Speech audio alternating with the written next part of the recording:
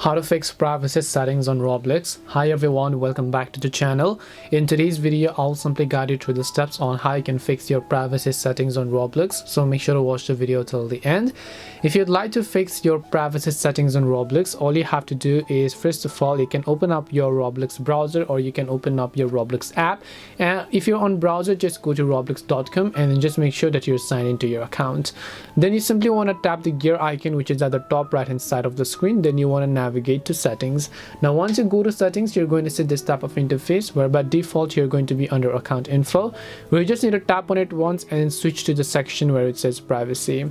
Once you select privacy, you can see all the privacy settings that you can customize. So you can turn on account restrictions if you want. You can also turn on communications. You can select who can message you, who can chat with you, or who can chat with you in the app.